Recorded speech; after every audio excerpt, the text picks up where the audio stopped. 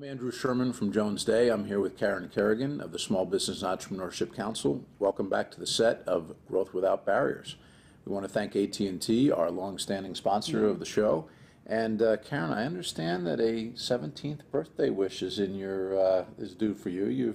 It's the 17th. Now, I know, 17 years. You've got a lot of wisdom in that time, but the birthday of the index. Right. We have come out with our 17th annual index that ranks the states. We called it for 16 years the Small Business Survival Index. We're changing the name to the U.S. Business Policy Index. And what was I'll the tell you reason why. for Because change? Yeah. we were one of the first organizations, if not the first organization, to come out with a measurement that ranked the states on something, right? So now you have a lot of organizations. You have some private companies, you have educational institutions that do different rankings. And so, some in the media were comparing it, right? So look, you're comparing apples and oranges. We think California has beautiful weather, but we don't rank that, in our rankings. We rank policy measures that impact business, that cost business, that really do have an impact on business decisions. So what's an example of a couple of the measures? We have 46 measures that we rank on a state-by-state basis. Everything from taxes to workers' compensation costs to taxes to healthcare mandates, anything that might influence back the to taxes. Right. Do you rank taxes? We do rank taxes. Yeah. So anyway, so we are going to it's really amazing to watch the states over the years. There is a movement in more of the pro-business states to cut taxes. You know who the states are, who are putting out the red carpet saying, look, we are pro-business, we are pro-investment, we want your capital, we want your business, we have great workers. And we have changed policy in order to, get you to come here. But, there are some states that have remained at the top of the pack for some time. Our number one state is South Dakota. Nevada's second. Texas is 3. That's no surprise. Wyoming 4.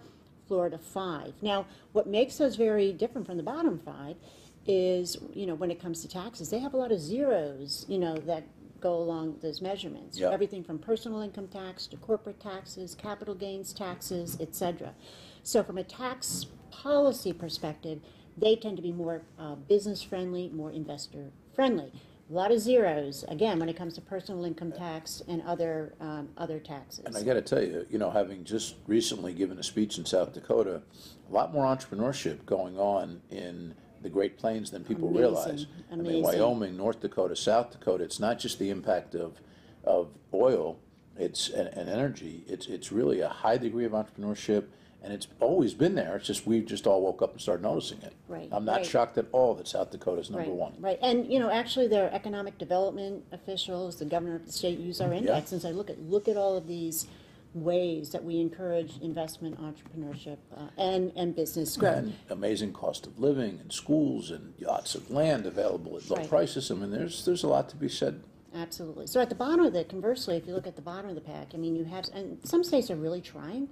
You've got a state like New Jersey where Governor Christie is really doing all he can to lower the tax rates, but they're still number 49. Number 49, yeah. California is 50. That's not going to be shocking given the level of taxation and regulation in that state, and also they voted for more tax increases in that state on the referendum. So if you look at a 0% personal tax rate, in those top states that I just mentioned, versus a 10.3% personal income tax in California, 8.97 in New Jersey, high 8s in Vermont, in New York.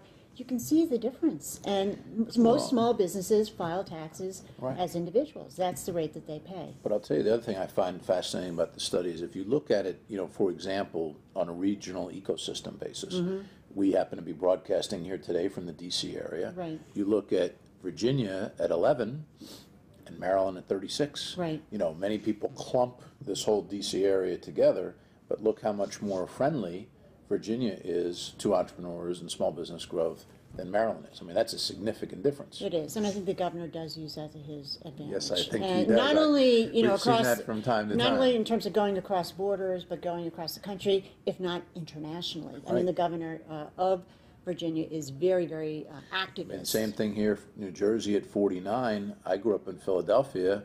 You know, Pennsylvania and New Jersey are, you know, bordering each other in multiple places, including the southeast Pennsylvania side.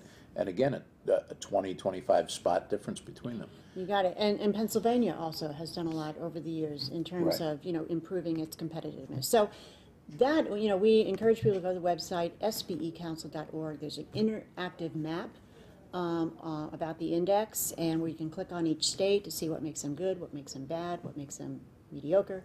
And we're already going to be working on our 18th annual edition for next year.